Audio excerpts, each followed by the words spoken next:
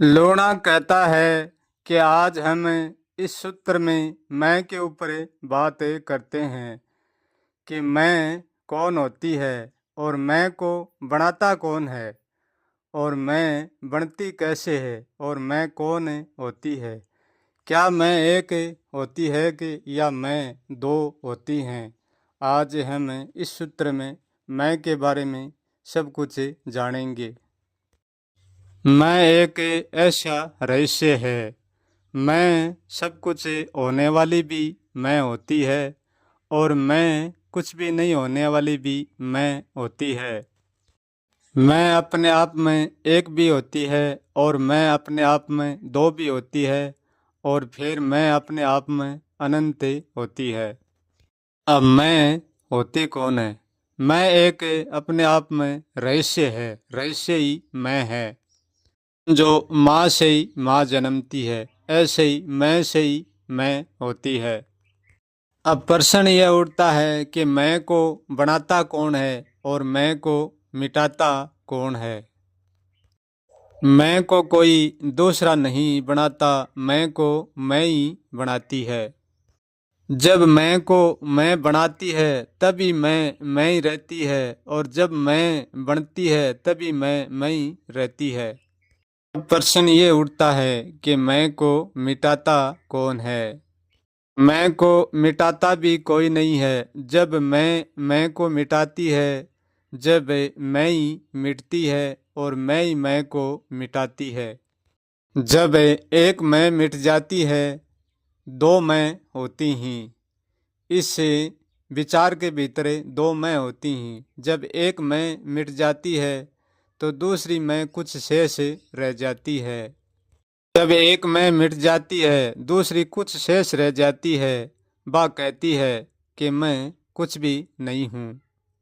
कि एक मिट जाती है, जो वह शेष रहती है वह पूर्ण नहीं रहती है। दोनों मैं में ही पूर्ण रहती ही जब तक वह सब कुछ रहती ही। मैं कभी भी मैं को छोड़कर जाती नहीं है और मैं कभी भी मैं को कहीं से लाती नहीं है।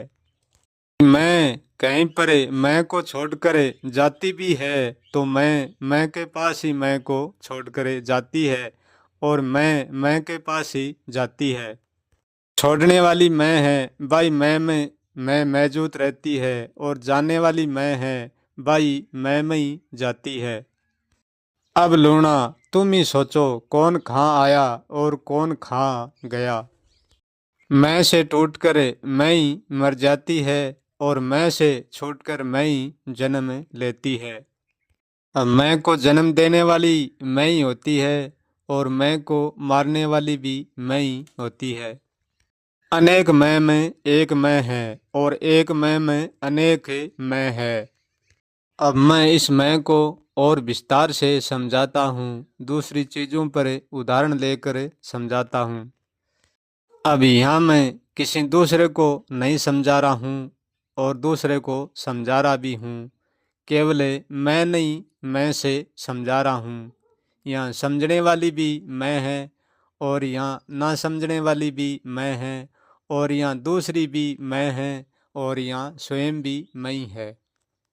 क्योंकि मेरी भी मैं है और दूसरे की भी मैं है और दूसरे की भी मैं है और मेरी भी मैं है। मैं सबकी मैं है और मैं कोई की भी नहीं है।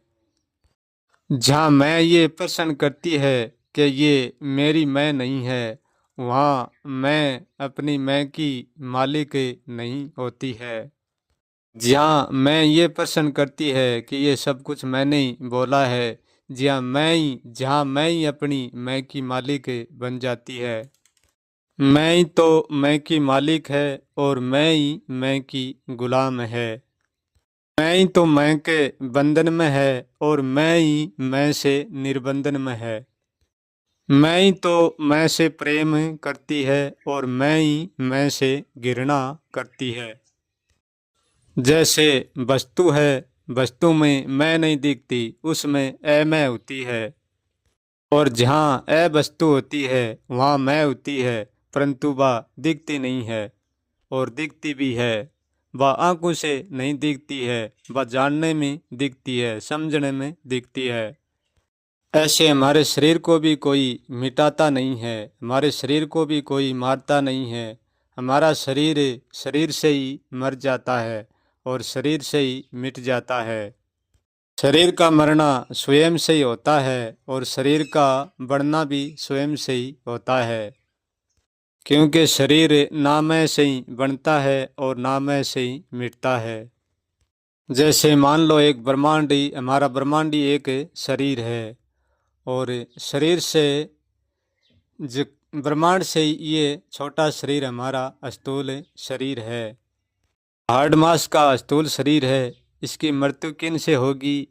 इस ब्रह्मांड के शरीर से ही मृत्यु होगी। ये ब्रह्मांड शरीर ही है और इनसे ही तो उनकी मृत्यु होती है और इनसे ही उनका जन्म होता है। देह को देही खा जाती है और विदेह को विदेह खा जाती है। अग्नि हमारे शरीर का हिस्सा है, हमारे ब्रह्मांड का हिस्सा है। जल हमारे ब्रह्मांड का हिस्सा है, हमारे शरीर का हिस्सा है। धरती हमारे शरीर का हिस्सा है, ब्रह्मांड का हिस्सा है। शरीर का निर्माण अग्नि पकाकर करती है और अग्नि खा जाती है, और शरीर का निर्माण जल ही करता है और शरीर को जल ही पी जाता है।